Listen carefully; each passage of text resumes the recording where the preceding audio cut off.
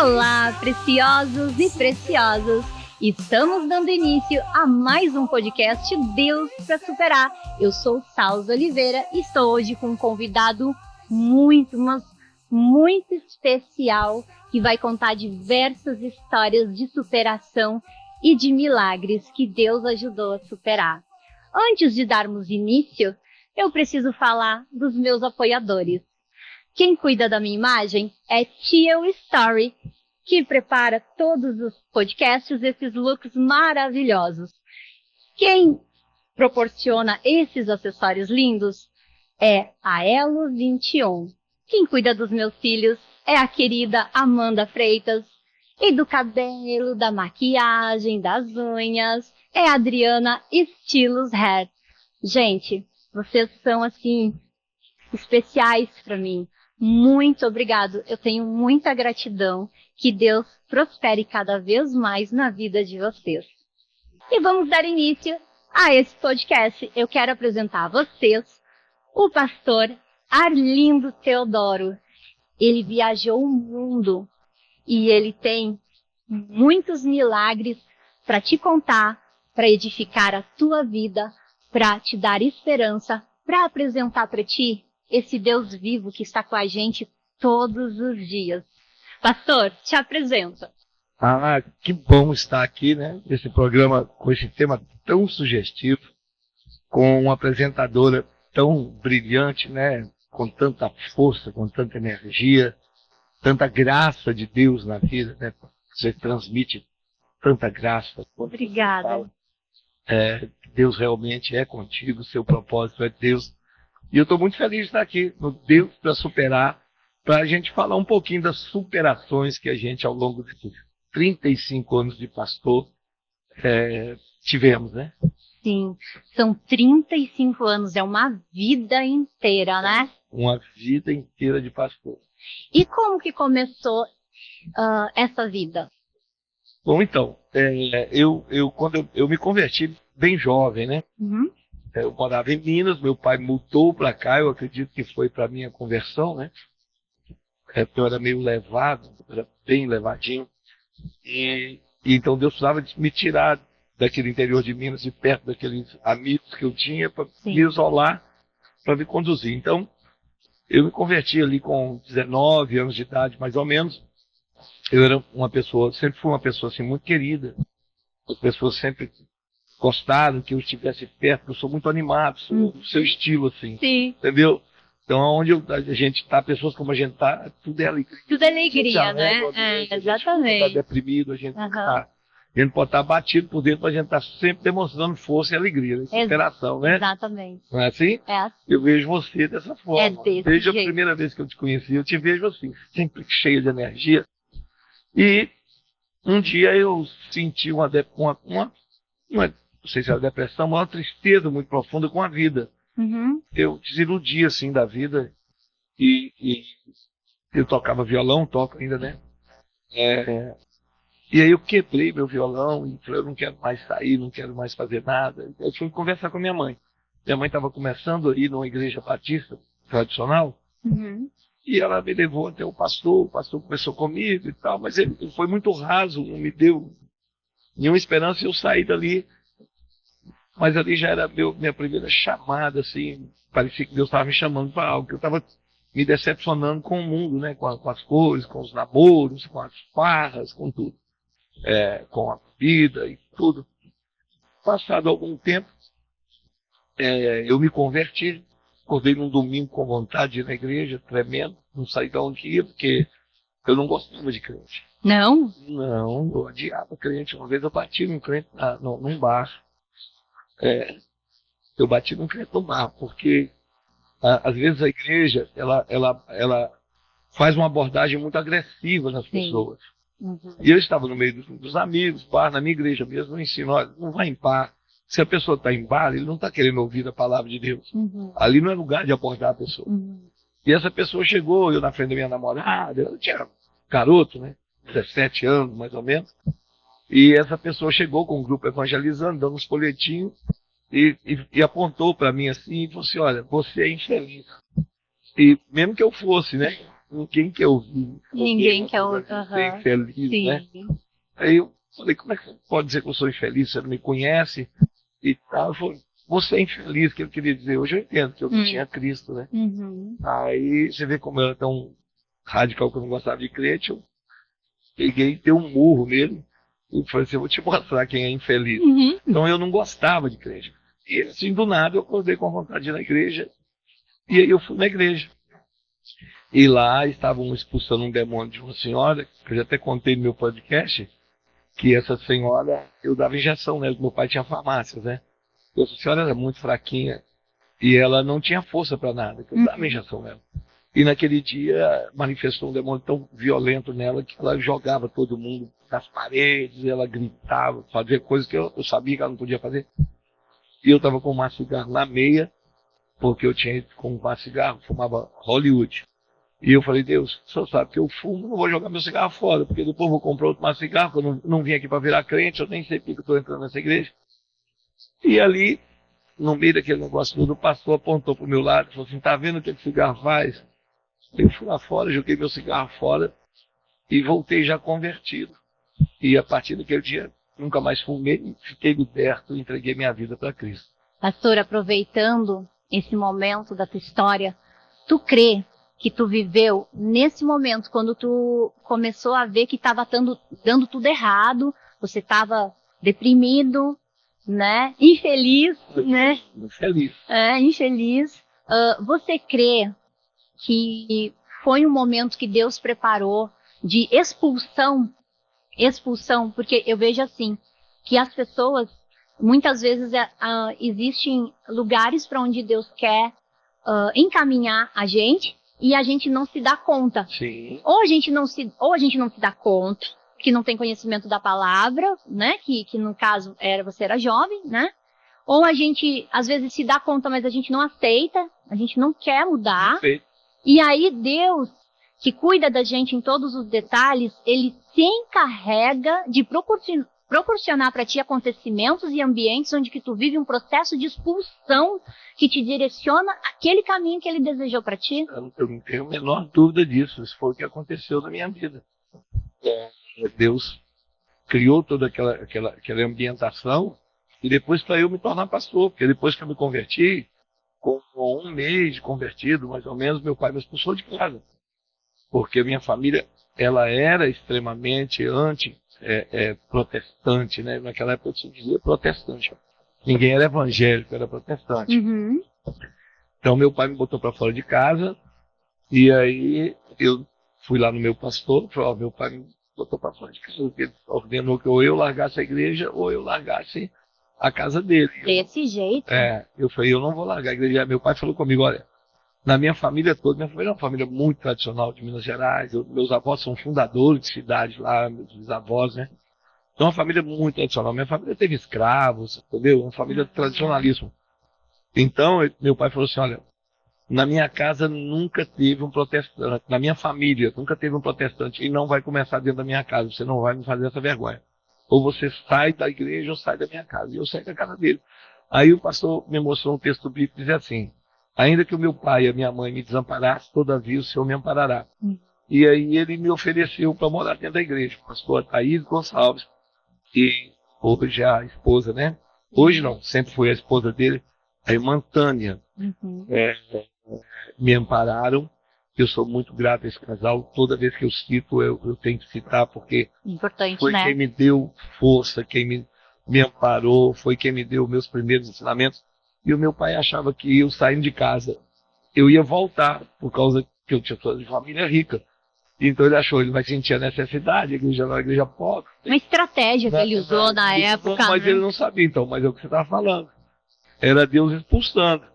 Porque, na verdade, ele me empurrou para fazer seminário, me empurrou para estudar a Bíblia, me empurrou para ser pastor. E aquilo acabou me envolvendo demais com Deus, porque eu abandonei o trabalho, que eu trabalhava na empresa dele, eu administrava as farmácias dele, e passei a dedicar minha vida só para Deus. Então eu orava e jejuava e lia a Bíblia o dia inteiro, a noite inteira, e evangelizava, e aí virei o pastor. A estratégia dele. Deu errado. E glória que a estratégia dele deu errado, né? Depois eu ganhei ele para Jesus, o batizei, Que lindo. Pude ter a honra de ter consagrado 3 irmãos a pastor. Tenho 4 irmãos que são pastores. Só um não foi eu que consagrei a pastor. Os outros todos são meus discípulos, eu consagrei. E a minha família é uma família de Deus, uma família que vive para Deus, uma família sacerdotal. Que lindo, né? E é desse jeito que Deus faz. Exatamente. E conta mais um pouquinho. Aí você foi morar com o pastor, morar dentro da igreja. Eu dormi em cima dos bancos da igreja. A igreja não tinha condição nenhuma de nada, não. Era uma igreja pequenininha, estava começando, pastor muito usado por Deus. E ele me ofereceu morar. Eu juntava 2 bancos da igreja assim e dormia. Depois ele montou uma casa de recuperação de drogados. Alugou uma casa e colocou, né? Não era uma clínica nem nada, era tudo no apoio, assim, na meio da loucura, pela paixão, né? A paixão, a vontade de ajudar, né? E aí, depois de um certo tempo, eu fui morar nessa casa para tomar conta desses drogados. E como foi isso? Foi uma experiência muito legal, porque eu pude conviver com esse pessoal que vinha da rua. Eu me lembro uma vez que a gente estava evangelizando, ele gostava muito de evangelizar. E a gente estava no centro de Vitória evangelizando, abordando pessoas, conversando um pouquinho. E ele abordou um rapaz que estava fazendo uns cintos de macramê, chamado Chauri. E Chauri de Jesus. E aí falou com ele. O meu pastor já tinha sido drogado no passado, né? Tive essa experiência. E aí ele falou, olha, eu sei que você está aí, assim, assado. Ele era muito inteligente, o pastor Thaís Gonçalves. E aí ele abordou o rapaz e falou, olha, se você quiser, eu tenho uma casa, vou te deixar esse cartão aqui, que tem um endereço, se você quiser, aparece lá. Se você quiser sair da rua. Ele morava na rua, né? Sim. Aí, quando foi um dia, esse rapaz apareceu lá, do nada, e falou, eu quero. E esse rapaz se transformou, é crente até hoje, vira e mexe, vai na igreja com a esposa dele. E aí depois descobrimos que esse rapaz, ele estava na rua porque ele tinha, por possessão demoníaca, matado a esposa dele. Lá no Amazonas ou no Pará, não sei. E ele acordou dentro do presídio, todo ensanguentado, perguntou o que tinha acontecido. E o pessoal, o que aconteceu, rapaz? Aconteceu que você matou sua mulher. Ele drogado e cheio de demônios, né? Demônios, né? Ele fez uma coisa, não era ele, né? O demônio fez que ele fizesse. E aí nós o amparamos, o pastor conseguiu arrumar as documentações dele, para ele tirar novos documentos. O nome dele não era Tchau de Jesus, mas aí ele foi registrado novamente como Tchau de Jesus. Sim. E é o Tchau de Jesus, e até hoje uma transformação maravilhosa. E assim, eu soube que foram várias transformações, né, que Deus usou. Porque depois disso eu também, depois que eu virei pastor, aconteceu que na minha igreja chegou um rapaz e eu tinha um projeto lá chamado Projeto Maná. A minha igreja era no centro de Vitória, então ao meio-dia eu tinha o meu escritório da igreja todinho lá, a gente fazia comida para os pastores e obreiros e tal. E eu comecei a dar marmitex no culto de domingo para as pessoas de rua. E as pessoas vinham assistir o culto, no final do culto, ganhavam marmitex para comer. E aí um dia um rapaz me chamou e falou assim, pastor, eu queria me converter, mas eu não posso. Me chamou no gabinete e falou, o que é? Ele falou, por quê? Aí tirou uma arma, uma pistola, falou, olha aqui, eu sou assassino e eu vim de Minas para cá e eu trabalho com uma fazenda aí e eu trabalho como jagunço do cara. E eu não tenho para onde ir, como é que eu vou aceitar Jesus? Aí eu falei, você quer mesmo? Ele falou assim, quero. Então eu disse a ele assim, então foi o seguinte, essa arma é sua? Você abre mão dela? Abre. Falei, então nós vamos lá na beira-mar, nós vamos jogar essa arma fora e você vai lá para minha casa. Eu vou te levar para minha casa. Aí peguei esse indivíduo e levei para minha casa. Que coragem, né? É muita coragem, né? Levei para minha casa esse indivíduo e esse eu não posso citar nomes. Sim, não precisa citar nomes. Na justiça. O importante que eu vejo é a gente contar a história. Não, mas os que podem citar nomes, eu cito. Sim. Né? Porque não tem mais problema com justiça Sim. e tal, né? Aí levei ele para minha casa. Aí começou a ficar lá em casa e tal, comigo, vinha para a igreja, trabalhava comigo, vinha comigo durante o dia e tal, passava o dia inteiro. E ele se converteu mesmo. Aí um dia chegou um filho de um pastor, que era assaltante, que tal, e etc. Falou a mesma coisa, falou, pastor, e o pai dele, inclusive, era meu amigo, pastor muito antigo. Aí ele falou, pastor, eu não tenho para onde ir, minha família não, eu estou desgastado, meu pai não me aceita, ninguém me aceita, e eu queria que o senhor me amparasse. Aí eu levei mais esse filho do pastor para minha casa. Aí já tinha dois. Já tinha um homicida e um assaltante. Ficou lá na minha casa com eu, minha mulher, meus filhos e tal, mas a gente tem um discernimento quando a pessoa... Isso aí não é... Até não aconselho ninguém a fazer isso, porque eu sempre fui um homem de muita oração, de muito discernimento das coisas, que Deus fala comigo para fazer as coisas. Então, às vezes a gente está dando um testemunho que alguém se empolga, vai levar um bandido para casa. Não faça isso de forma nenhuma. Não faça isso de forma nenhuma. Tem que ter uma cobertura espiritual, né, pastor? E hoje, principalmente, hoje tem os centros de recuperação, né? Tem as clínicas de recuperação. Falando nisso, tu fez eu me recordar que eu ainda sou uma bebê, né? Engateando, assim. E aprendendo todos os dias a respeito do mundo espiritual. Quando eu comecei a fazer os meus cadernos de oração, que às vezes eu fazia bilhetinhos para Deus e botava na Bíblia. E aí teve um dia que eu ouvi uma pastora falar que a gente tinha que ter um caderno de oração. O meu primeiro caderno de oração que eu fui orar sobre o mesmo pedido durante 21 dias, eu não contei para ninguém. E aí eu tive a intenção de primeiro orar pela minha família e depois eu senti no coração que eu queria que Deus salvasse e livrasse de todos os vícios, todas as pessoas que eu amava, de todos os tipos de vício, inclusive, porque existem aqueles vícios que tu sabe que a pessoa tem, né? Porque ela convive ali contigo, você sabe que ela fuma, enfim, diversos. Mas existem coisas que tu nem sabe dos teus próprios parentes. Verdade. Ou dos amigos. Então, qual era a minha oração para Deus? Era livra os meus parentes, a minha família e os meus amigos de todos os vícios. E eu orei durante 21 dias e eu comecei a passar mal. Eu comecei a sentir tontura e ânsia de vômito. E aí eu cheguei, e não era que eu tinha me alimentado mal, nada. Espiritual. Eu comecei a... Sabe quando a pessoa... Eu já corre, né? Hoje eu não bebo mais, mas eu na minha adolescência já bebi, já passei do ponto. E então eu sei o que é passar mal da bebida. Então assim, sabe quando você... toma um porre, passa mal da bebida, sim. E aí você sente, eles dizem que é o suco gástrico, né, que é a bilis, que vem um negócio amarelo, um negócio muito ruim, é horrível. Tu imagina que eu, sem tomar nada, tava com aquelas sensações de quem tivesse embriagado. E eu acordava de manhã como se um caminhão tivesse passado por cima de mim, toda dolorida. E a ponto de que tinha culto, tinha uns eventos na igreja para eu ir, e as pessoas me chamavam, e meu marido mesmo foi, e eu falava assim, ó, eu tô muito cansada.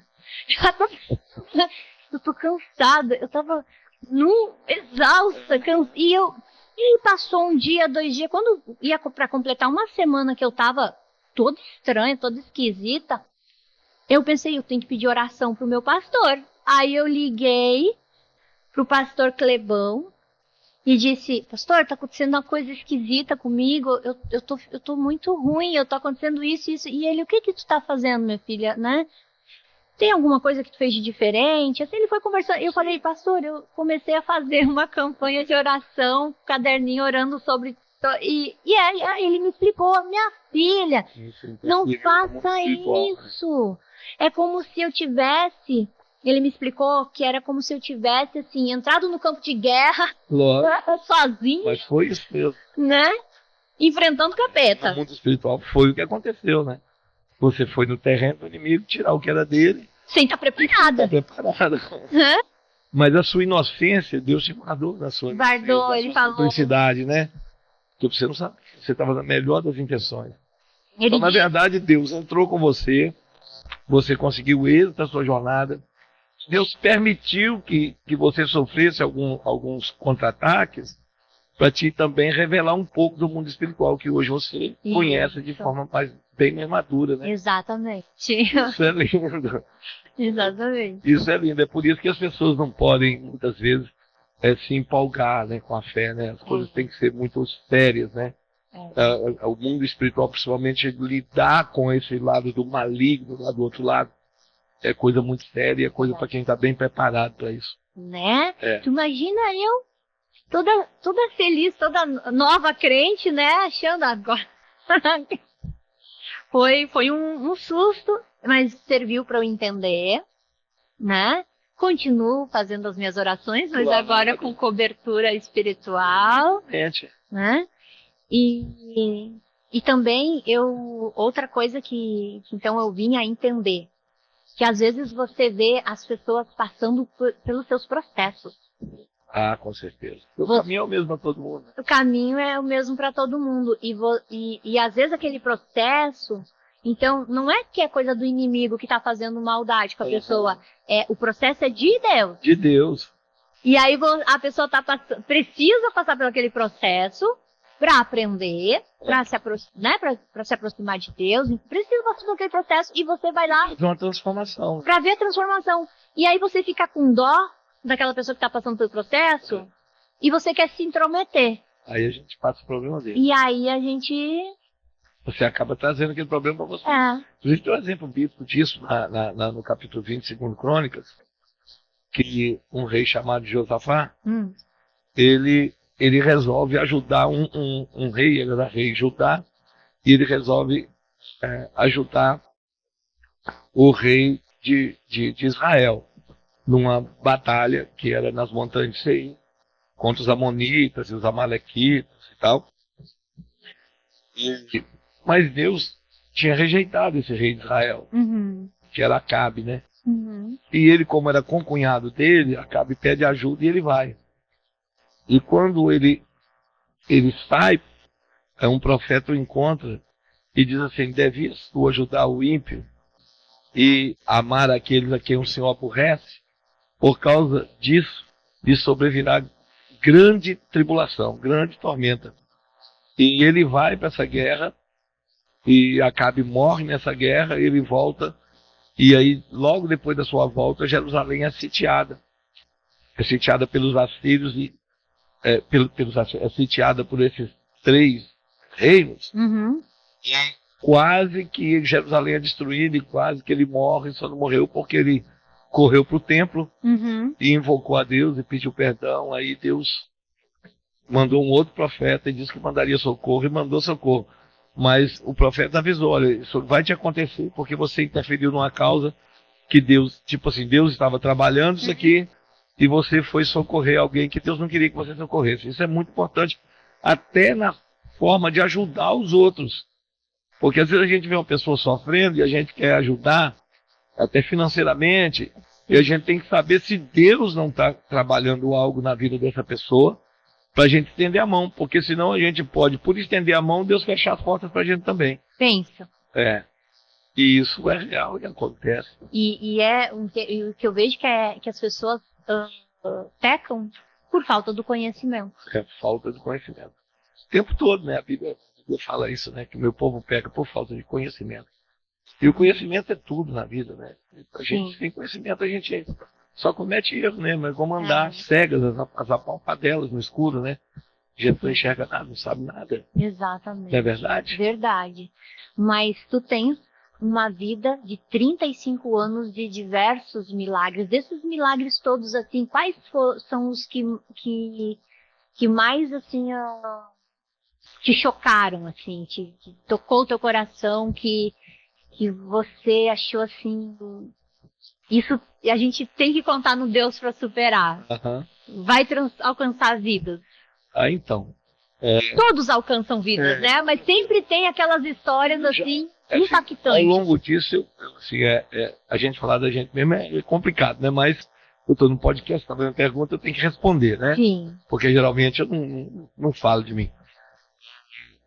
Ao longo desses 35 anos, assim, foram centenas de milagres, de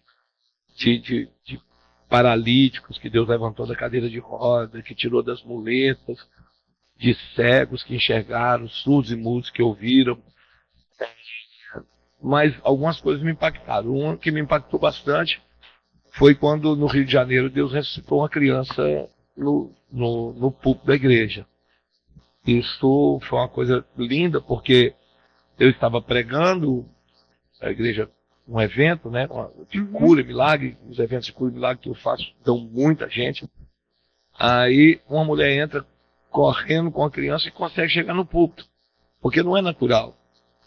Ela entra correndo, chorando e gritando, e o cerco é um obreiro cercá-la ali para fazer uma triagem. O que está acontecendo? O que está acontecendo? Parece que todo mundo deu bobeira, e quando eu assustei, a mulher estava na minha frente. Eu estava pregando, a mulher com a criança no braço, na minha frente, falando: pastor, meu filho morreu, e me falaram que aqui tem um homem de Deus que ora a Deus e Deus faz milagre. Aí aquilo não me chocou, porque a gente, quando está ministrando, a gente está preparado.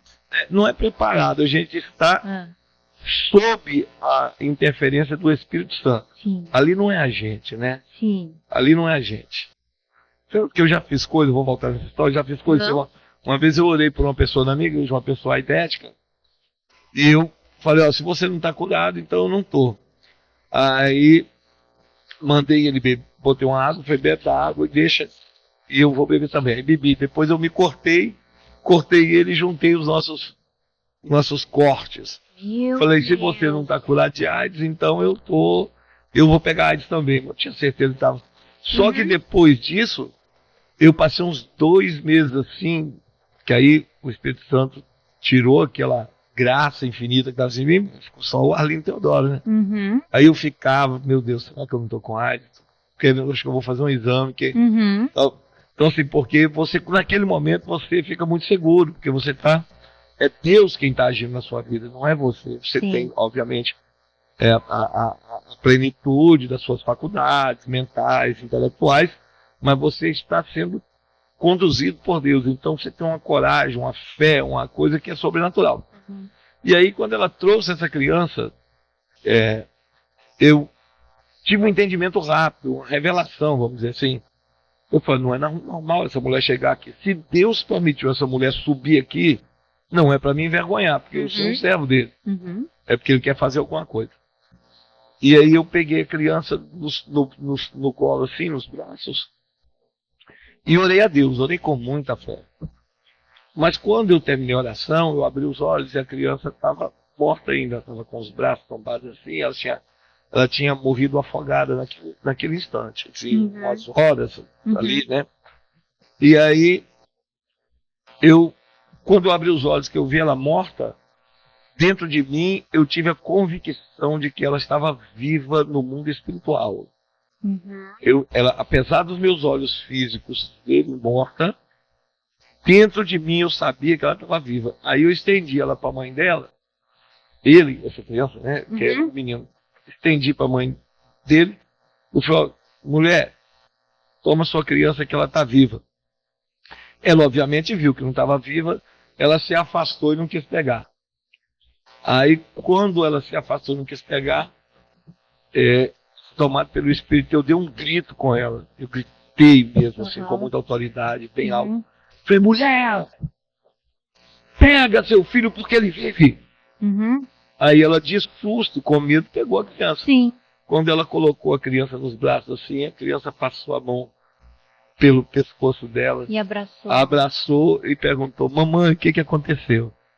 Aí isso foi uma das coisas assim que muito me marcou, um dos milagres que Muito me marcou. Devolver a vida a uma criança e devolver essa criança aos braços da sua mãe. E o milagre da ressurreição é um milagre assim que a gente nem entende, né? Porque a restauração da vida só Deus pode fazer isso mesmo, né?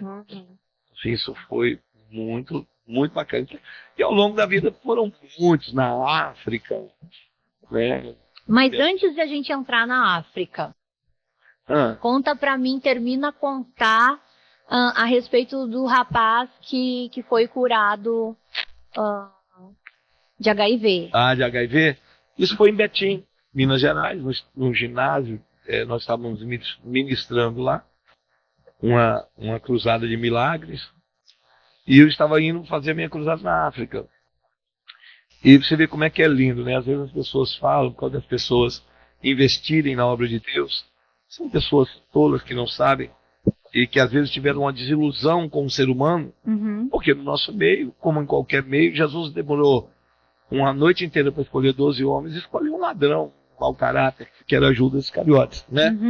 Então, assim, as nossas denominações, a igreja, seja católica, evangélica, não está livre de ter um pastor mau caráter, um padre mau caráter, mas isso não pode manchar a instituição, isso é pessoal. Exatamente. Então, minha desilusão é com a pessoa, com Cristo e com a igreja, jamais, né? Então, as pessoas às vezes falam sobre quando se fala de ofertar, de ajudar a obra, né? Tem muita gente que fecha o coração e acha que aquilo é malandragem.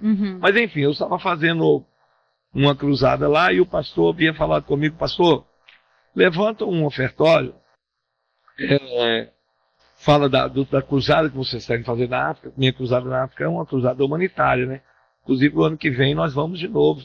Deus leva o teu prazer de você estar conosco nessa cruzada humanitária, fazendo até matéria para o seu podcast, né? Obrigada. Porque está dentro do seu perfil, que a gente leva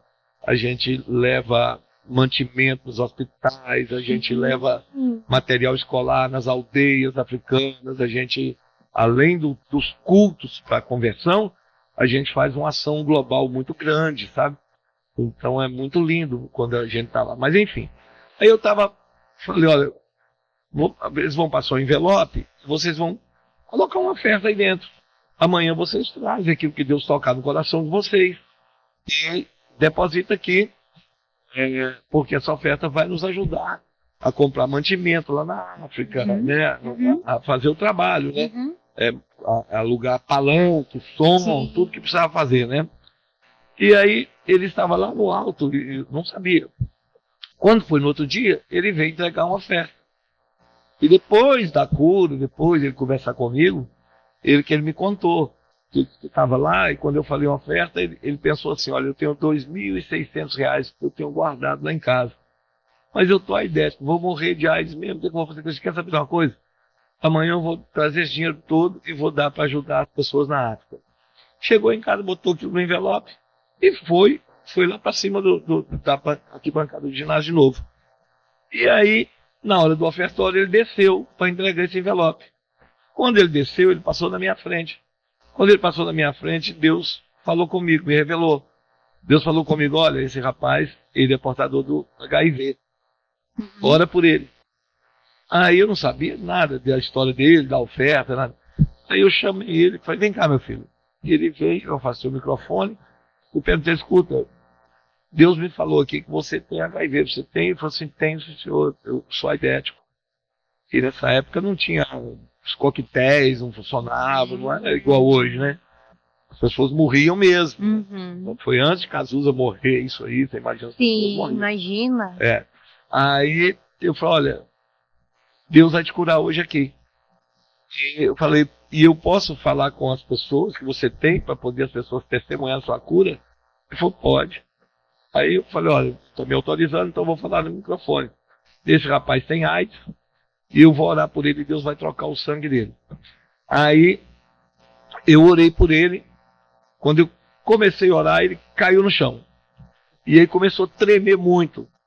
E geralmente quando a pessoa vê uma coisa dessa acontecendo, acha que é manifestação demoníaca, né, espírito maligno, esse negócio. Aí eu falei com o ginásio todinho, com os pastores, os obreiros que vieram para... Falei, deixa ele, porque isso aí não é demônio. Deus está trocando o sangue dele. Aí Ele terminou, que ficou ali por mais ou menos uns 40 segundos, 1 minuto, sei lá. E aí aquietou. Aí quando ele aquietou, o Senhor falou comigo, agora é hora para ele despertar. Aí eu fui lá, eu dei uma ordem a ele, falei, desperta em nome de Jesus. Ele despertou sem me assustar. E eu falei, filho, você está curado da AIDS. Bora. Aí quando foi no domingo terminamos, eu voltei para Vitória. Quando foi na terça-feira, um senhor de lá, que era dono de um laboratório de análise clínicas lá, que chamava-se Betim, Laboratório Betim. Aí ele me liga e falou assim, pastor, tem algum problema se eu pegar aquele rapaz, que eu peguei o telefone dele, e levar para fazer exames? Ele falou, não estou descrendo de nada não, é que eu acho que milagre tem que ser documentado. Eu falei, você está certo, pode levar, claro que pode levar. Aí ele mandou, tirou o sangue do menino e mandou fazer análise. E aí a análise deu negativo. Aí ele falou assim, mas pode ser um falso negativo, eu vou fazer. Aí mandou fazer no Instituto Hermes Pardini. Aí deu negativo de novo. Aí ele mandou para um terceiro laboratório, deu negativo de novo. E o menino tinha os 2 valvos dele de HIV. Sim, né? comprovando que havia. Aí ele ligou para mim, falou, pastor, o milagre é maior do que o senhor pensa. Falei, o que é? Só porque eu mandei fazer os exames e deu negativo em 3 exames.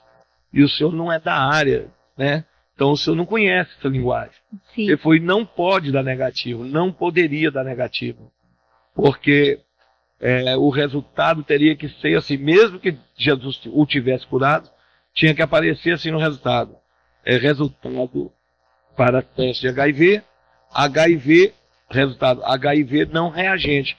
Mas o HIV tinha que estar no sangue dele. Ah, entendi. Aí eu falei assim, mas o senhor disse que Deus ia trocar o sangue dele, por isso deu negativo, porque Deus de fato trocou o sangue dele. E ele não tinha mais o HIV no sangue, é como se ele nunca tivesse tido AIDS. Glória a Deus. E é forte, né? É forte demais. Esse nosso Deus, né? É o Deus do impossível, né? O Deus, ele é especialista em realizar milagres, né? Principalmente quando há ambientes assim para a salvação. Que hoje as igrejas, infelizmente, fazem muito pouco, os pastores investem muito pouco nisso, porque nessa época as igrejas faziam, muita gente chamava cruzadas evangelísticas, né?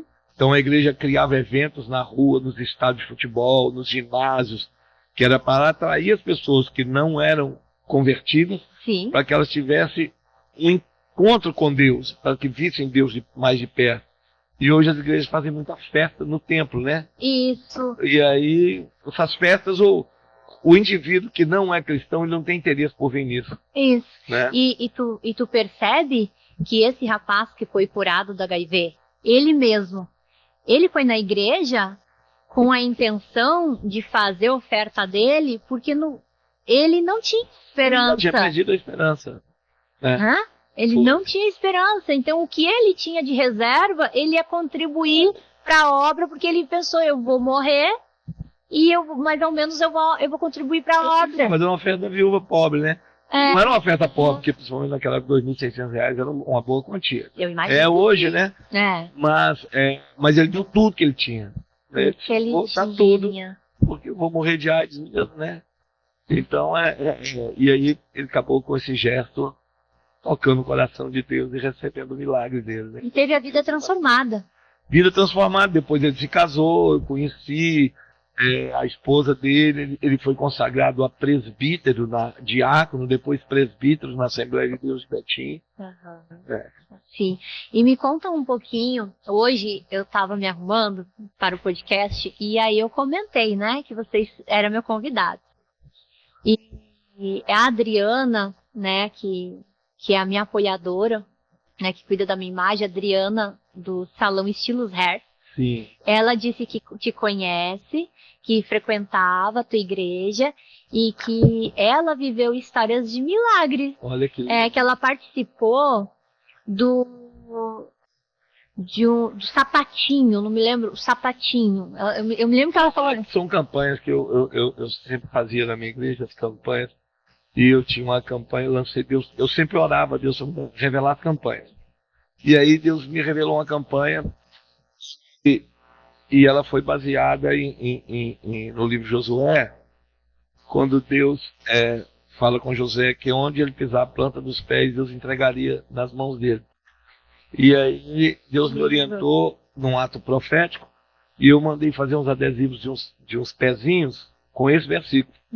E aí eu distribuí, mandei o pessoal colocar dentro do sapato e falei, agora você vai dentro, até o termo dessa campanha, você vai aonde você quer conquistar e marca território, pisa esse lugar e fala com Deus, Deus, eu estou tomando posse desse lugar, porque a sua palavra diz que onde pisar a planta dos meus pés, eu vou conquistar. E o Senhor vai conquistar isso para mim, que eu estou debaixo de uma palavra profética, de um profeta seu e tal. E isso, muita gente foi abençoada com isso. Tem histórias lindíssimas disso aí. Então eu tenho para te contar. Eu não sabia, é porque ela não me explicou da maneira como você agora entendo. Agora tive conhecimento do que é a campanha do sapatinho, que na correria ela não tinha tempo de me contar. Ela falou assim, Salza, volta aqui que eu vou te contar.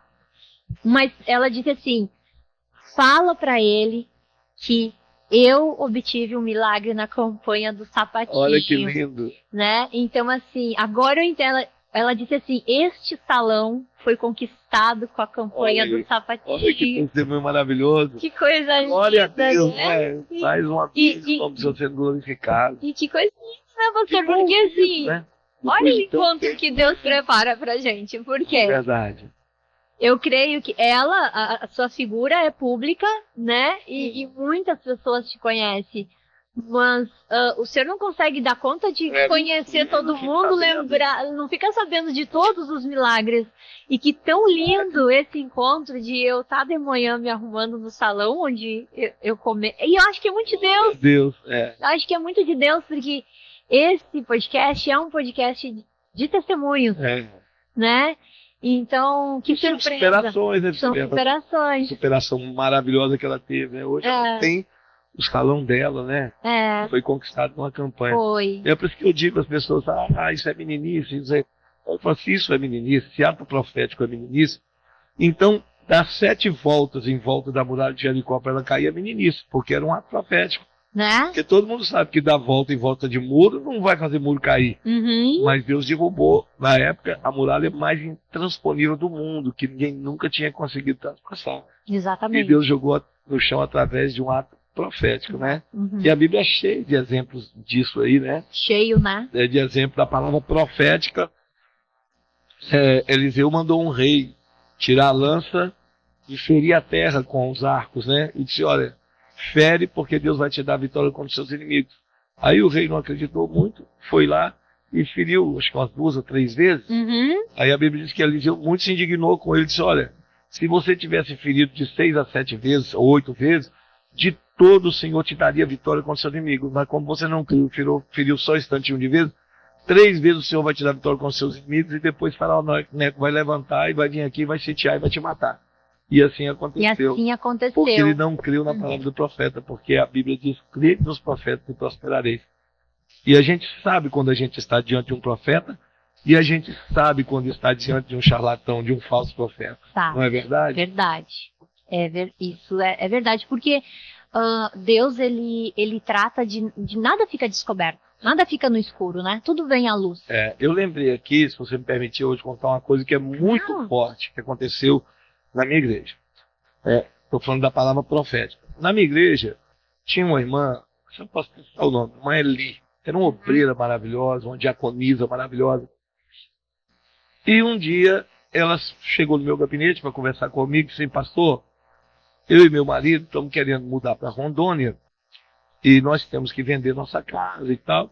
E nós viemos aqui para receber uma palavra do Senhor para saber se é para a gente mudar ou não é para a gente mudar, fazer essa mudança. Sim. Porque era algo muito sério, né?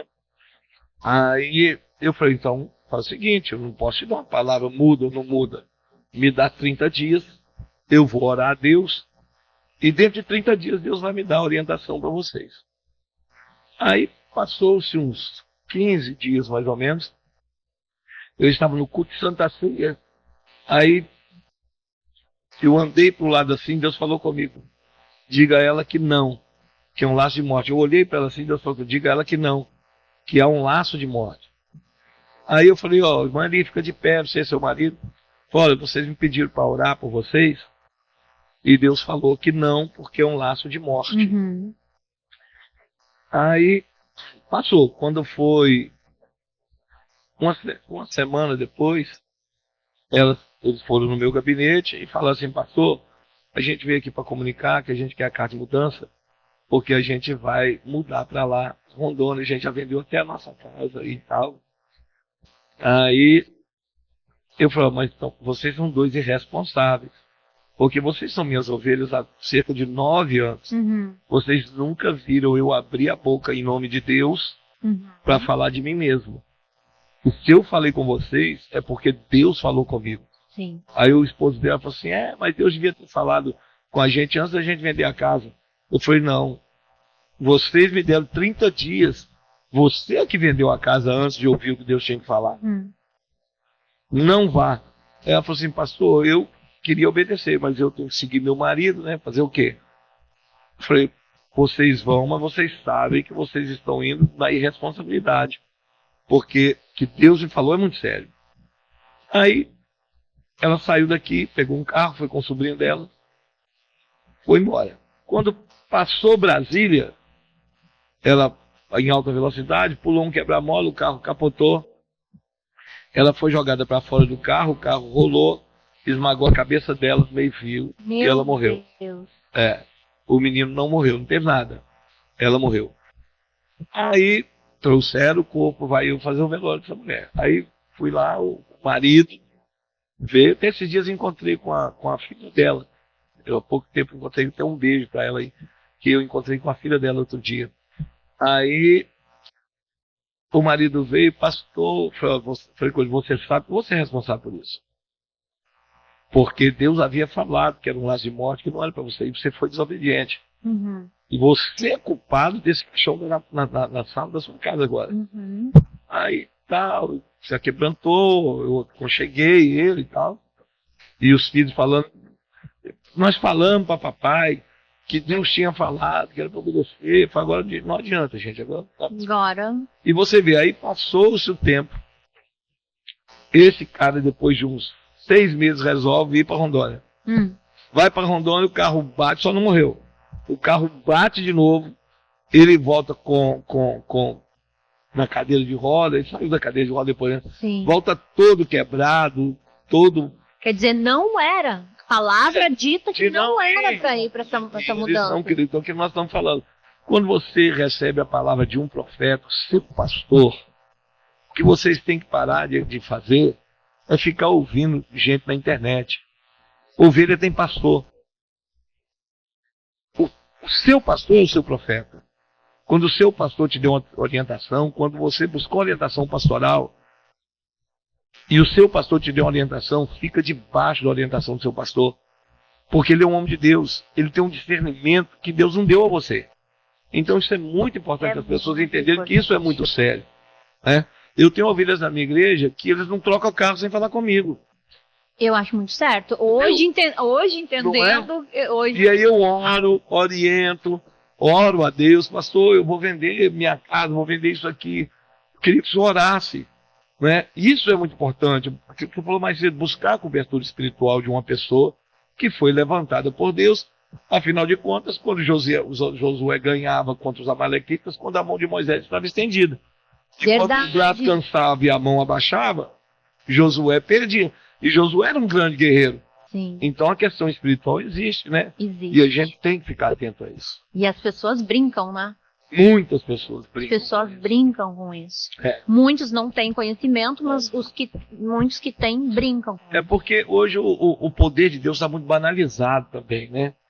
Antigamente as pessoas eram mais sérias com essa questão de poder de Deus. As pessoas hoje banalizaram muito isso. Tem muita gente na internet brincando de falar línguas, brincando de profetizar, fazendo personagem. Só que isso causa um dano muito grande para o evangelho. Porque as pessoas vão acostumando com aquilo como se aquilo fosse uma coisa qualquer. E não é. A ação do Espírito Santo é uma ação muito séria e soberana, né?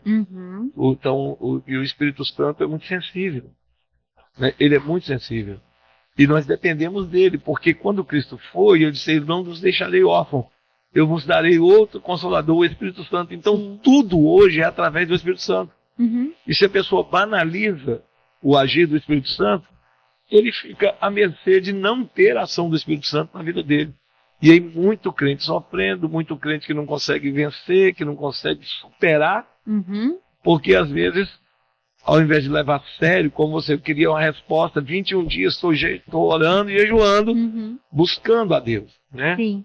E as pessoas, às vezes, muitos hoje, banalizando as coisas de Deus, né? Brincando com as coisas de Deus. Tu crê que é a falta do temor de Deus?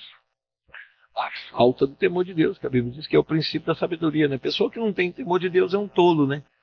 Porque o temor de Deus é tudo na nossa vida. É tudo na nossa vida, né? É o freio, é a mola, é a alavanca, é o que estende a mão de Deus, é o temor de Deus, né? E hoje, realmente, as pessoas passam do limite com isso. E teve um período, porque você viajou o mundo inteiro, né? Viajei 27 países pregando a palavra de Deus por misericórdia de Jesus Cristo. 27 culturas diferentes. Sim. Mas teve um momento que você te guardou, né? Que você deu uma parada. Foi. Pode contar um pouquinho a respeito disso? Posso, não tem problema nenhum. Foi quando eu abri o restaurante. Eu me desiludi, como todo mundo. A Bíblia diz que Elias, né? Depois de matar os profetas de Baal, ele vendo que Jezabel queria a morte dele, ele entrou numa depressão, foi para dentro de uma caverna e pediu para morrer, né? Então a Bíblia é cheia de exemplos de homens de Deus que acabaram se deprimindo, se desiludindo. O salmista mesmo diz no Salmo 73, né? Que por ele olhar a prosperidade do ímpio, mas não era o ímpio, era o ímpio que estava dentro do contexto de Deus na vida dele, né? Não era a prosperidade do ímpio para lá. Era do sacerdote, tudo, aquelas pessoas que eram ímpias e mesmo assim prosperavam, né? Ele disse que colocou os pés em lugares escorregadios, né? Quase se desviou, né? Ele fala isso, o salmista está aqui. Ele quase se desviou. Então, e isso já aconteceu na vida de muita gente. Esses dias mesmo, um grande amigo meu, que é o pastor Marco Feliciano, um beijo para você, Marco Feliciano, você é um homem de Deus, um representante do povo. Hoje você é um deputado que nos representa o povo de Deus. Eu tenho o maior orgulho de ser seu amigo, estou citando seu nome, então estou aproveitando para dizer que eu tenho o maior orgulho de ser seu amigo e ter você como meu amigo, pastor Marcos Feliciano. E esses dias eu estava ouvindo o pastor Marcos Feliciano num vídeo dele, num podcast, e ele contando que ele passou 2 ou 3 anos em depressão e ninguém sabia. E comigo foi assim, a decepção não com o evangelho, mas com o sistema religioso que está envolvido no evangelho. Porque no nosso sistema religioso há uma hipocrisia muito grande, há uma farsa muito grande de não se viver o verdadeiro amor que Cristo prega. Então as pessoas assim são aceitas pelas beiradas. O amor de Cristo é incondicional, mas a maioria hoje dos crentes, não vou falar igreja, dos crentes que estão nos templos, eles têm um amor assim: se você se encaixar no meu modelo, eu te aceito, eu te amo. Se você não encaixar, eu não te amo. Então, e eu, por viajar muito, eu vi muita coisa. Eu preguei centenas de milhares de templos, de igrejas, de pastores diferentes, de línguas diferentes. Então eu fui vendo muita coisa dos bastidores acontecendo, e algo que foi me minando. Eu fui ficando desiludido. E aí também aconteceu quando eu tirei os usos e costumes da minha vida, porque quando eu comecei a viajar demais para o exterior e pregar em outras culturas, não sei se eu te falei um dia que nós estávamos conversando, eu preguei numa igreja na África que as mulheres não usam sutiã. Não usam roupa de cima. Não, eu não me lembro dessa história. Não, mas elas vão de saia, vão de calça, mas daqui pra cima não tem roupa, o seio tudo de fora. Que nem Índia. Que nem índio na igreja, e é a cultura deles. E todo mundo feliz, e dançando, e os seios balançam, e ninguém se erotiza, porque é o agir de Deus ali. E você, é a cultura, é algo que... Exatamente. E outra, a moral humana, a Bíblia diz que a moral humana é como o trapo de imundícia aos olhos de Deus. Porque você veja bem, Tem pessoas que assim, porque a pessoa veste essa roupa, Deus não vai visitá-la. Olha, Deus, Bobagem, né? quando Deus olha para você, ele não vê roupa, porque Deus atravessa sua roupa, sua pele, e vai direto no seu coração, na sua alma, né? E Adão e Eva no paraíso? Exatamente. Eles eram então, pelados, né? E essa questão cultural, né? Uso costume cultural, ele é local. Porque tem lugares, por exemplo, que certas palavras é palavrão, e numa outra cultura não é. Sim. Né? Por exemplo, eu não vou falar palavrão, tá? Sim. Não falo palavrão. Mas é uma palavra que não é palavrão. Ah. Quando eu vou a Portugal, por exemplo, a moça lá é rapariga que se fala. Né? Sim. E rapariga aqui é um nome feio. Você está chamando a pessoa de meretriz, né? Prostituta. E eu, quando eu vou lá, por exemplo, eu não consigo chamar uma moça de rapariga. E aí eu falo assim, mas se você chamar de moça, você está chamando ela daquilo que você acha que é lá. Você tem que falar, rapariga, me dê uma água. Eu falei, eu não consigo. Então, é cultura, não é mandamento, não é. Esse padrão não é de Deus. Esse padrão é humano. Exatamente. É cultural e é coloquial. Cada cultura vai criando. E como eu me converti numa igreja de muitos costumes, você pode ter uma ideia, o cabelo da minha mulher chegou a bater no tornozelo, porque não cortava. Porque era ensinado naquela época. Que não podia cortar cabelo. Podia cortar nem a ponta do cabelo. Numa interpretação completamente errônea da Bíblia, que está em 1 Coríntios 11, né? Que quando a Bíblia diz que o cabelo da mulher deve ser crescido por honra e tal, etc., porque Deus deu o cabelo como véu e tal, aí vem aquele monte de argumentação. Corta véu? Véu não corta. Se não corta véu, não pode cortar o cabelo, porque o cabelo foi dado em lugar de véu como véu, né? E enfim, mas na verdade aquilo ali aconteceu porque Paulo chegou para pregar a igreja, o evangelho na cidade de Corinto, né, na Grécia, e quando ele chegou, o templo dominante ali, a religião dominante era o culto de Afrodite. Então, e os cultos de Afrodite, tanto quanto Afrodite quanto Baco, que é o deus romano, né, eram cultos que eles eram bacanais, sexuais. As pessoas chegavam, tiravam suas roupas e faziam orgia sexual, porque os gregos acreditavam que a troca de casais, esse negócio todo, evoluiu o espírito para levar as pessoas para os campos elíseos, que é o paraíso dos gregos, né, os campos elíseos. Então, quando Paulo chega naquela cidade e prega o evangelho, e as sacerdotisas todas de Afrodite tinham o cabelo praticamente raspado, então ele, para fazer separação, distinção entre as mulheres que se convertiam a Cristo e as mulheres de Afrodite que faziam bacanal no templo de Afrodite, ele ordena que as mulheres então deixassem o cabelo crescer. Mas não tinha nada, que foi uma doutrina local que foi colocada lá e que ele também não disse que não podia cortar.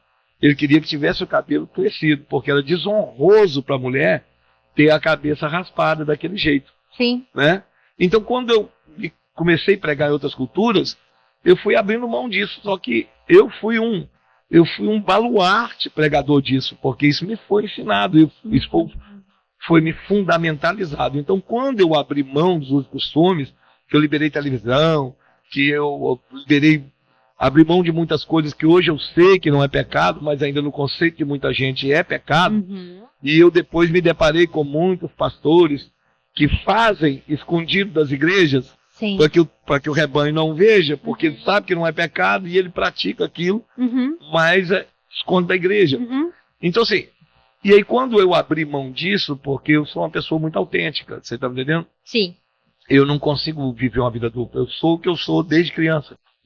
Quando eu abri mão de tudo isso e tal, ordenei que podia cortar cabelo, que as mulheres pudessem usar calça comprida e tal, e etc., naquela noite na minha igreja, foi quando eu voltei do Japão, eu tinha ido pregar no Japão, quando eu falei, olha, ninguém faz motim, ninguém briga, se alguém quiser deixar a igreja, deixa, o secretário está com cartão de mudança aqui, é só você pedir cartão de mudança, nós vamos te mandar para a igreja se você quiser, mas não fica brigando por causa de costume. Se você não quiser cortar o cabelo, não corta, mas você não vai implicar com a sua irmã que corta o cabelo. Se você não quiser usar uma joia, você não usa. Exatamente. Se você não quiser assistir uma televisão, que na época era proibido, você não precisa assistir. Foi porque eu falei, isso é uma hipocrisia, porque aí eu falei com a igreja assim, eu não vou penalizar ninguém. Quantos aqui tem televisão em casa? A igreja ficou todo sentado, que não tinha, porque eu era muito severo. Aí eu falei, agora eu vou mudar a pergunta. Quantos não tem, mas assiste televisão na casa da avó, da tia, da mãe, levantou a igreja toda? Aí eu falei, tá vendo? Isso é uma hipocrisia. Porque se é pecado, você não pode ver em lugar nenhum. Exatamente. Então, a partir de hoje, quem quiser comprar televisão, compre. Você que tem que saber o que você pode assistir e o que você não pode. O domínio é seu. E aí, naquela noite, eu dei 680 cartas de mudança, de transferência da minha igreja, as pessoas deixando a minha igreja porque eu tinha mudado. Com isso, eu comecei a sofrer muitas agressões, e eu fiz muita coisa assim para pregar o evangelho. Eu tenho um lado artístico também, que eu tenho 250 composições, e eu tenho verdade. livros escritos. E eu fiz um show no Teatro Carlos Gomes chamado Tributo a Bezerra da Silva, porque Bezerra da Silva tinha se convertido, e eu escrevi 10 canções do estilo dele, que ele cantaria na igreja, se ele estivesse na igreja. Né? E ele tinha morrido crente. E aí fiz o show Tributo a Bezerra para mostrar o lado cristão do Bezerra da Silva. Nessa época eu apanhei muito também, fui muito perseguido. Isso tudo foi me minando. Pode dar uma palhinha? Pode. Eu lembro de você cantando um trecho da música, é muito lindo, né? É? Você cantando, achei lindo. Pode cantar um pedacinho? Claro, canta um trechinho Então, pra porque gente. Bezerra da Silva fazia essas músicas sátíricas, né, criticando a sociedade e tal, esse serviço, né? Então eu fiz as canções estilo dele, né? Aí eu fiz a música uma delas chamava assim, O Velório do Crente Safado. Aí diz assim, pare o velório, pastor, que eu conheço essa peça, não recomendo essa alma, que essa ovelha não presta, eu falei para o velório, pastor, que esse defunto é manjado, dentro da igreja era um santo, mas lá fora era o próprio diabo, dentro da igreja era um santo, mas lá fora era o próprio diabo, dava glória a Deus da igreja, e cheque sem fundo na praça, escondido atrás da Bíblia, dava golpe, fazia trapaça, enrolava todo mundo, tremendo de 171, agora que está morto, posa de santo, aplicando mais um, pare o velório. Ai, que fantástico, né? E com tudo isso eu sofri muito massacre de muita gente. Eu imagino. Dentro da minha, Pela época. dentro da minha própria igreja, né? Dentro da minha, as pessoas não entendiam, eu entendo isso. Mas isso tudo foi me minando, chegou num ponto que eu fiquei muito triste. E aí eu só não parei de atender as agências e viajar. Sim. Porque essa é a missão que Deus tem me deu. Mas teve uma época que eu fiquei 2 anos sem nem ir na minha igreja. Eu não ia no meu templo, tão ferido que eu estava. E aí, depois foi quando eu falei, Deus, eu não quero mais saber de igreja, não é de igreja, eu sou crente, não quero mais saber de envolvimento com crente, assim, dia a dia, pastorear crente. E eu vou montar o restaurante, se me permite, eu montei, e Deus, como a Bíblia tem uma promessa, né, em Deuteronômio, no Monte Gerizim, que diz que tudo que a tua mão tocar, ele prosperará, se você estiver debaixo da palavra dele, né? Deus fez o bistrô virar um sucesso também, e agora eu já tenho orado ao contrário. Falei, Deus, me liberta do restaurante. Mas conta pra gente, qual é que é o nome do teu restaurante, onde que ele fica? Já vamos divulgar o restaurante também. O bistrô fica aqui na orla da Praia da Costa, né? No final da orla, ali, depois da curva do Atlântica, você no finalzinho da praia lá, quando você vira pra ir lá pro Morro do Moreno, ele fica logo depois da esquina, assim, do lado esquerdo, tem um deck de madeira, muito bonito, com vidros de madeira, uns ambrelones, umas sobrinhas pretas, grandes. Sim. Fica ali, alta gastronomia, a gente faz, eu sou chefe de cozinha, né? Ali a gente faz todos os frutos do mar, eu tenho king crab, caranguejo do Alasca. Ai, que delícia! Caranguejo do Alasca? É, o do Alasca, aquele das águas profundas eu tenho lá. Nossa! Polvo, lagosta, carnes também, cordeiros, é muita coisa, risotos. Meu cardápio é bem extenso. Se você que está assistindo quiser dar um pulinho lá, vai ser uma honra cozinhar para você lá, enquanto o chefe Theo ainda existe. Porque o chefe Theo está com os dias marcados para morrer. Porque eu quero voltar a ser só o pastor Arlindo Teodoro. E aí eu estou pedindo a Deus para que ele envie um comprador para o meu restaurante. Não está à venda, eu não anunciei, porque eu acho que desvaloriza. O restaurante é um restaurante bem renomado. Sim. Mas eu sei que Deus vai na hora certa encaminhar uma pessoa que vai comprar o restaurante. E eu vou deixar de ser esses 2 personagens, que o Theo é um e o pastor Arlindo Teodoro é outro. O Theo vai morrer para ficar só o pastor Arlindo Pra fazendo viver. só a obra de Deus de novo. Porque eu tô curado. Que bênção, né? E, aí, e são tantas as pessoas que a depressão assola, né? Muita gente. São tantas as pessoas. Depressão hoje é a doença que mais assola a humanidade. Por causa da ansiedade. As pessoas estão buscando muito as coisas materiais. Estão colocando o carro na frente dos bois, né? Porque, na verdade, a Bíblia diz assim, olha, buscar em primeiro lugar o reino de Deus e a sua justiça, e todas as demais coisas vos serão acrescentadas. Isso é promessa de Deus. Não pode cair por terra. Isso não foi palavra de homem colocada no Bíblia. Quem falou isso foi Jesus. Sim. Né? Então, na verdade, inclusive na Bíblia tem uma coisa que se chama, no hebraico, que chama-se parnassá.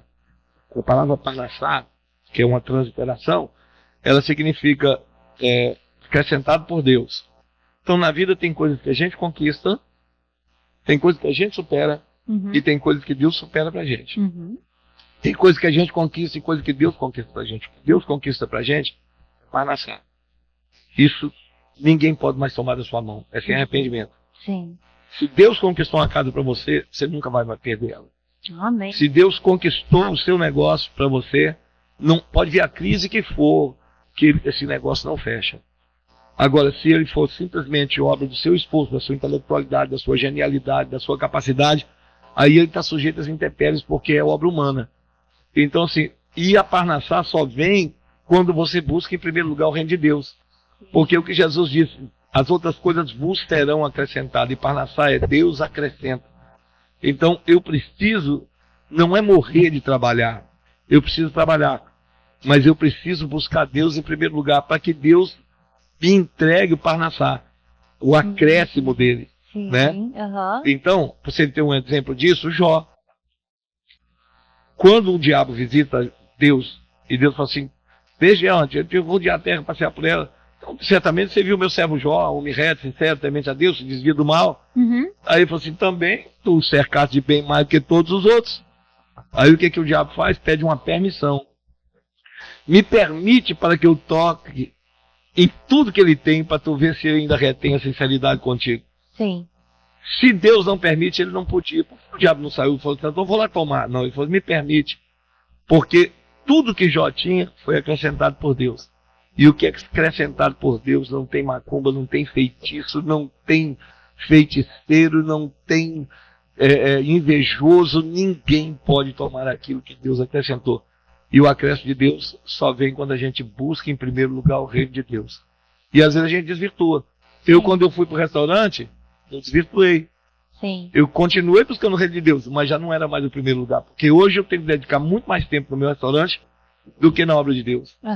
Meu restaurante me toma tempo de oração, meu restaurante me toma tempo de leitura bíblica, de preparação. Então, eu estou equivocado, mas eu já me arrependi, já falei com Deus, já me confessei a Deus e falei com Deus. E você que está aí me ouvindo, pode me ajudar em oração, faz um jejum para mim, para Deus mandar um comprador para o meu restaurante, para que o pastor Arlindo se liberte desse redoma que ele se colocou como chefe de cozinha. Eu não fui chamado para ser chefe de cozinha. Será um prazer cozinhar um dia lá na sua casa, você, seu marido, sua família. Mas eu fui chamado para ser um homem de Deus. E eu, num momento, me enfraqueci e fui para uma cidade de refúgio. Mas eu tenho certeza que em breve, eu estou jejuando, estou chorando muito por isso, em breve Deus vai me tirar dela. E disso tudo, pastor, assim, eu acho lindo você abrir o coração dessa maneira, Deus para superar. É sobre isso, é sobre você abrir o seu coração. E porque quantas pessoas estão fora da igreja com esse sentimento de arrependimento, mas não tendo a coragem de buscarem a Deus em primeiro lugar. Isso que eu não tenho vergonha de falar, porque eu sei que quando você testemunha uma coisa dessa, que é uma fraqueza que você teve, o ser humano não gosta de mostrar fraqueza. Exato. Não é verdade? Então, outras pessoas que estão lá, se aconteceu com o pastor Arlindo, que é um homem de tanta oração, que é um homem assim, então, se ele está superando, superou, eu posso superar também, né? Também, pastor. E conta pra gente sobre um pouquinho do que é o teu projeto do podcast dos Desigrejados. Nós estamos lá com o podcast Desigrejados, estamos até devendo alguns episódios que ocorreu algumas intempéries comigo mesmo e também com o maquinário. Teve um dia que a gente filmou aqui e acabou que não gravou, perdeu a gravação. Teve um dia que eu também não pude gravar, eu tive que ir para São Paulo correndo por causa de outros negócios, como eu falei aqui, né? Mas tá de pé o projeto. Não, tá de pé, né? Não, vamos gravar agora o próximo episódio. Vamos regravar o episódio que eu gravei com o Stefano de Moraes, né? Que é o maestro Stefano de Moraes, que tem creme, cristão, evangélico, né? Isso foi lindo demais, nós vamos gravar outros. E o podcast Desigrejados Cast, que foi colocado no intuito exatamente porque hoje as pessoas estão se desigrejando por causa dessas desilusões que sofrem, acreditando que eles podem ficar crentes em casa. E ninguém consegue ficar crente em casa, porque a igreja é comunhão, é koinonia. A gente precisa do culto, a gente precisa da reunião, né? Você pode crer em Deus, você vai ter contato com Deus na sua casa, na sala, no banheiro, na copa, no ponto de ônibus, na sua empresa, dirigindo um carro, não tem problema. Onde você estiver, Deus vai estar com você. Mas você precisa do templo. E você não pode trocar, as pessoas não podem trocar o verdadeiro pelo falso. Desacreditar da verdade porque encontrou com a mentira. E é isso que mina as pessoas. A pessoa se decepciona porque vê o pastor fazendo uma coisa que um pastor não deveria fazer. Mas ele tem que entender que Davi foi o homem segundo o coração de Deus e cometeu um adultério e mandou cometer um homicídio. Então, seres humanos falham, mas Deus não falha. Exato. A igreja é a coluna e a firmeza da verdade. Nem todo mundo que está no templo é a igreja. Mas existe uma igreja ali. Existe uma igreja ali dentro. Não importa se são 5, se são 15, se são 20, se no meio de 1 milhão são só 1000. Não é verdade? Mas existe uma igreja. Então eu não posso me desiludir porque alguém está dando mau testemunho. Exatamente. E as pessoas, por causa disso, têm mau testemunho, excesso de pastores na televisão, nos programas de televisão, está afastando as pessoas dos templos, afastando as pessoas das congregações, e a Bíblia proíbe isso. A Bíblia diz, não deixando nós a nossa congregação, como é costume de alguns. Então, o Desigrejados Cast nasceu não para incentivar a desigrejar, mas para trazer luz nesses assuntos disruptivos, para que as pessoas entendam que mesmo com essa disruptividade que às vezes acontece, a pessoa não pode perder a fé na igreja, não pode perder a fé em Deus, não pode perder a fé na instituição chamada igreja. A igreja de Jesus Cristo é a coluna e a firmeza da verdade. E ela é o corpo místico de Cristo. Se você não estiver na igreja, né, não estou falando no templo, estou falando na igreja, você não vai no arrebatamento e você não pode ser salvo. Porque a igreja é o veículo, é a arca, né, da nova aliança, que vai nos conduzir ao céu. Então, os igrejados nasceu para isso. Que bênção. Pastor, eu quero agora aproveitar esse momento, né, para te apresentar. Olha só, Deus Prosperar. Tem uma delícia de bolinho. Olha que da Liz Cake, né? Liz Cake. Olha que lindo. Quem sabe tu não faz contato enquanto o restaurante, né, estiver lá atuando. Produzir alguma sobremesa para ti, né? Liz Cake, gente. Olha aí que coisa linda. Olha. Né? A gente capricho, né? Agora nos bastidores a gente vai provar essa delícia. Olha! Né? E eu não poderia deixar de te presentear com a nossa caneca. Muito obrigado! Você lembrar da gente na sua casa. Muito obrigado. Muito obrigado mesmo, amei. Que bom. Aliás, já tinha achado super bonita a caneca, né? Aí agora eu vou ganhar uma. Que lindo! Isso. E tem mais um mimo aqui preparado pela nossa apoiadora da loja Cacau Show de Morada de Laranjeiras, com muito carinho. Chocolate sempre é bem-vindo com café, né? Claro. Hoje eu tô, gente, olha, tá vendo como eu tô sendo agraciado aqui?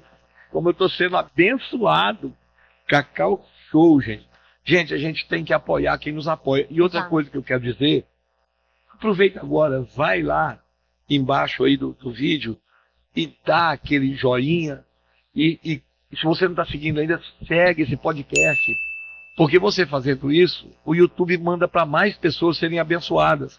E isso é uma obra missionária, você não paga nada por isso, não custa nada, dá um joinha, se inscrever no canal, dar um joinha, marcar as notificações, entendeu? Dar um like que gostou, porque isso faz o YouTube entender que as pessoas estão interagindo com o conteúdo, e aí ele manda, o algoritmo manda esse conteúdo para mais gente. Então você que está vendo aí agora, todo mundo, dedinho no joinha e todo mundo se inscrevendo no canal, para que mais pessoas possam ser abençoadas com esse grande podcast que nasceu para levar tanta palavra de superação a tanta gente. É isso aí, muito obrigada. E assim, mais um mimo que eu separei para ti, mais que especial esse aqui. Meu Deus, hoje eu tô porque tu lembra que eu te convidei quando a gente fez o coquetel de lançamento? Foi. E aí o que eu queria? Eu queria no coquetel de lançamento deixar uma lembrança para os meus convidados, uma lembrança que fosse abençoada por Deus. E o que eu preparei? Eu fui numa loja de essências e eu ia fazer um perfume para pôr no ar, né? Uma fragrância. No entanto, chegando lá, eu perguntei para as gurias, mas se eu for fazer uma fragrância para colocar no ambiente, eu não posso preparar um óleo perfumado? E aí foi que eu preparei esse óleo perfumado, só que não é apenas um óleo perfumado. O meu pastor, Alessandro, estiveram aqui e consagraram esse óleo, e eu guardei ele para ti desde então. Será o meu ministério, andará comigo por todos os lugares que eu for, estará comigo dentro do meu carro, e as pessoas que eu for orar, porque eu recebo muito pedido de oração para atender as pessoas, eu estarei usando esse óleo. Esse é mais que um presente. É mais. Isso aqui não é dádiva.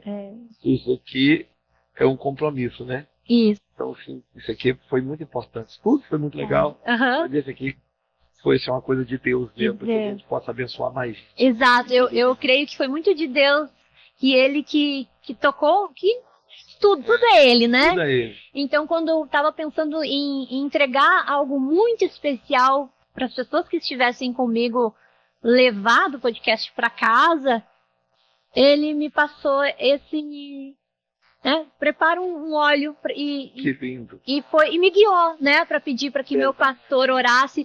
As pessoas a gente fez no dia do evento, né? A gente oramos todos juntos e o pastor. Que bênção, estou muito feliz. E eu guardei para ti. Estou muito feliz de ter estado aqui com você.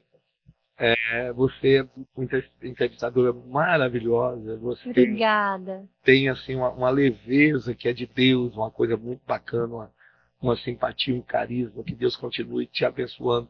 Muito Esse obrigada. Deus para superar nasceu realmente para ajudar muita gente. E tem ajudado e vai ajudar muito, vai crescer no muito. Nome do Senhor em nome do Senhor Jesus Cristo, e você vai alcançar todo o êxito que você quer alcançar para Deus com os seus objetivos. E quando é de Deus, né, pastor, é leve. Leve. Né? Quando é de Deus, é leve. É leve. E é essa leveza que eu creio que eu quero levar alcançar todas as vidas, transformar as vidas, e os desigrejados da mesma maneira, né? A gente quer passar a palavra, né? Fazer o ID com leveza, que as pessoas sintam o coração ser preenchido pelo amor de Deus, que elas sintam a paz que excede todo entendimento, que seja leve.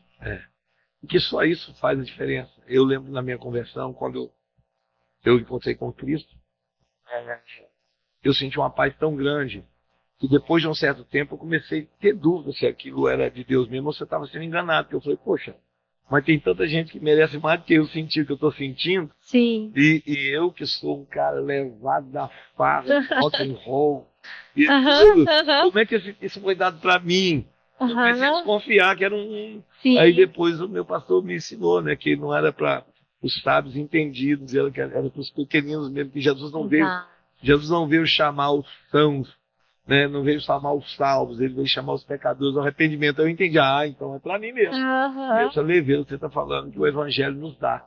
Se você está deprimido, se você está se sentindo assim, procure uma igreja.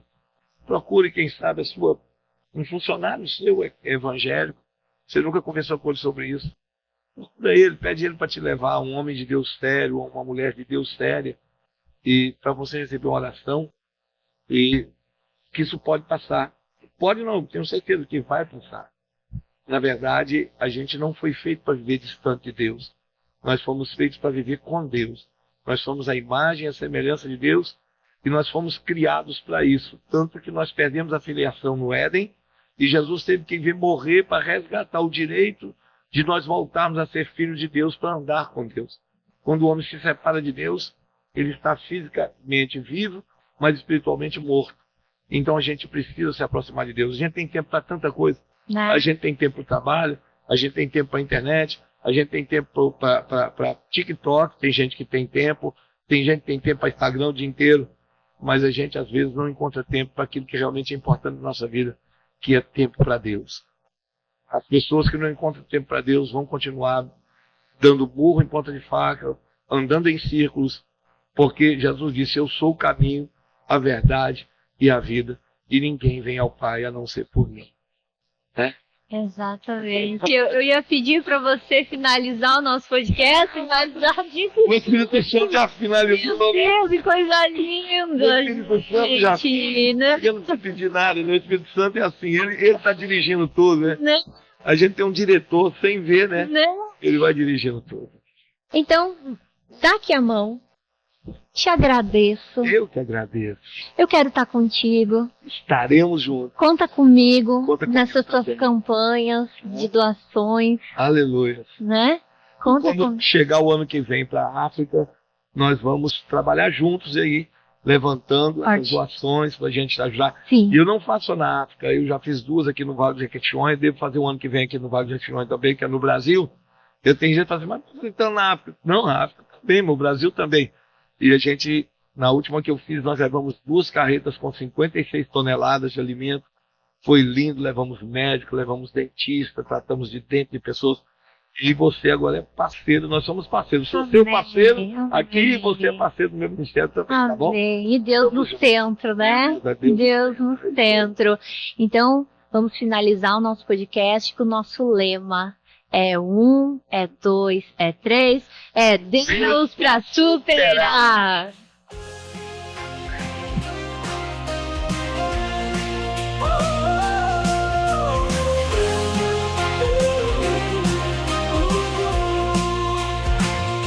Levante a cabeça, você pode vencer. Com fé e coragem, nada pode te deter. Cada queda é um passo rumo ao seu lugar. Acredite em si mesmo, com força e com ar.